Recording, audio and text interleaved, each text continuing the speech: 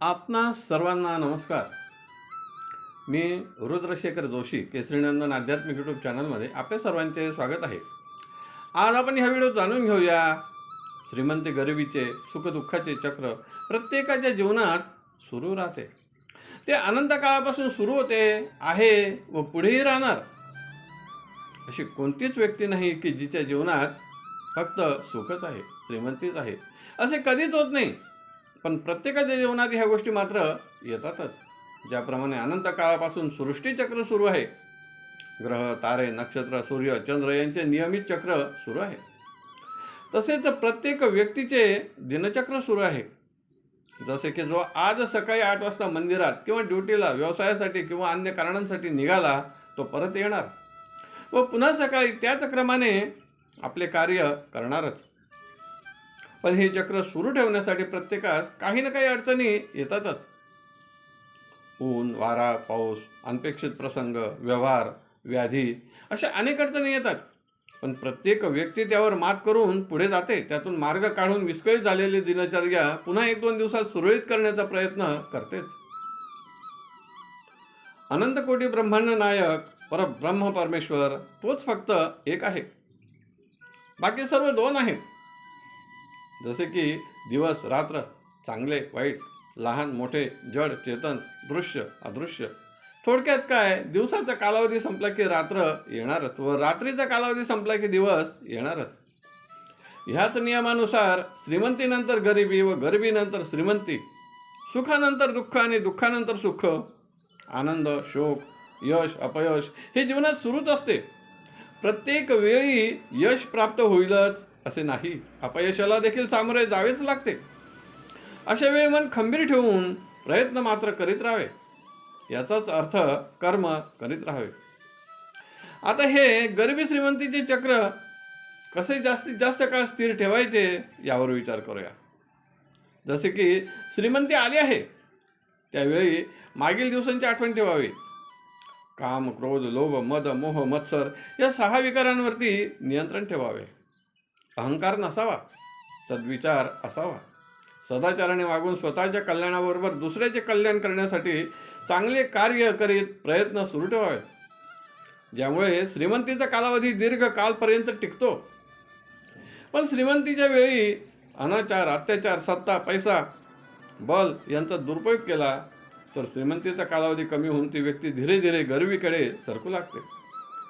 जसे की अतिश्रीमंत, श्रीमंत, मध्यम, गरीब, दरिद्री, पुन्हा गरीब, मध्यम, श्रीमंत, अतिश्रीमंत या क्रमाने हे चक्र सुरूच राहते. यात कित्येक व्यक्तींचे जीवन अगदी उत्तमरित्या निघून जाते. पण काही व्यक्तींच्या जीवनात हे चक्र वेगाने फिरते. करोडपती झालेली व्यक्ती रोडपती होते तर कधी रोडपती असलेली व्यक्ती करोडपती होते. हे चक्र थांबवण्याचा प्रयत्न हा सांसारिक दृष्टीतून पाहिला, पण आध्यात्मिक दृष्टीने विचार करूया. धर्म आणि कर्म ह्या दोन्ही क्षेत्रात जे कार्य केली जातात ती चांगली कर्मे व वाईट कर्मे देखील असतात. धर्मकार्यातही वाईट कर्म करणारे आहेतच, म्हणून तेथे सुद्धा पाप आणि पुण्य आहेच. चांगले कर्म केले तर पुण्य प्राप्त होते, वाईट कर्म केले तर पाप लागते. यातही काही व्यक्तींचे मागील जन्मीचे पाप पुण्य असते, ते या जन्मी भोगावे लागते. अशा वेळी वाईट कर्म करणाऱ्या व्यक्ती देखील श्रीमंत दिसतात, कारण त्यांची पुण्यही शिल्लक असते. परमेश्वराच्या खात्यात किंवा भक्तीच्या खात्यात जोपर्यंत पुण्यही आहे तोपर्यंत त्याचे फल त्या व्यक्तीस मिळत राहते. नंतर मात्र ह्या जन्मात केलेल्या वाईट कर्माचे फळ सुरू होते व त्यास गरिबी किंवा वाईट दिवस येतात.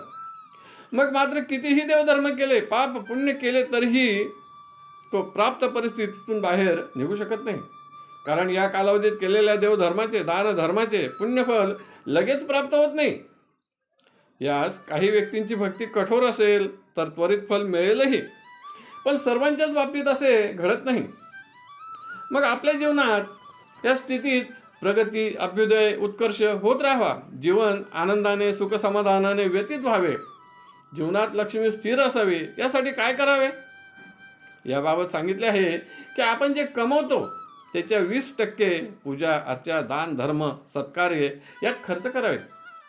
अगदी सांसारिक क्षेत्रात जसा इन्कम टॅक्स भरतो त्याचप्रमाणे गरीब, अपंग, अनाथ, गरजू व्यक्तींना मदत करणे, त्यांना शिक्षण कार्यात, लग्न कार्यात मदत करणे, शक्य असल्यास शाळा, विद्यालय काढणे, अन्न, वस्त्र, निवारा यांची सोय करून देणे, धर्मशाळा बांधणे, नदीवर घाट बांधणे, वड, औदुंबर, पिंपळ, आंबा, शमी अशा अनेक प्रकारचे वृक्ष लावणे व त्यांचे संगोपन करणे, कीटक, पशु, पक्षी यांना अन्न देणे व भक्ती कार्यात जप, पूजा, पारायण, नामस्मरण, होम हवन, तीर्थयात्रा ही कार्ये करीत राहावीत.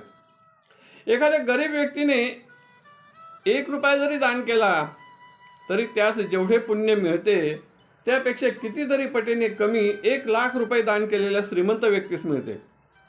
थोडक्यात काय तर ईश्वराची आठवण श्रीमंतीतही व गरिबीतही असावी, सुखातही असावी आणि दुःखातही असावी.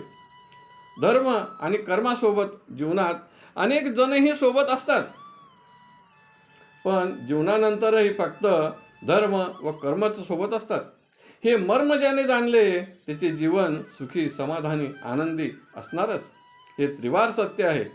ही सर्व माहिती मानवी जीवनातील गूढ रहस्य भाग 2 मधून संकलित करून या व्हिडिओत प्रस्तुत केले आहे. आपणास आवडले असेल तर जरूर लाईक करा, शेअर करा आणि व्हिडिओच्या खाली असलेल्या सबस्क्राईब शब्दावर जरूर क्लिक करा. धन्यवाद. नमस्कार. जय केसरी नंदन.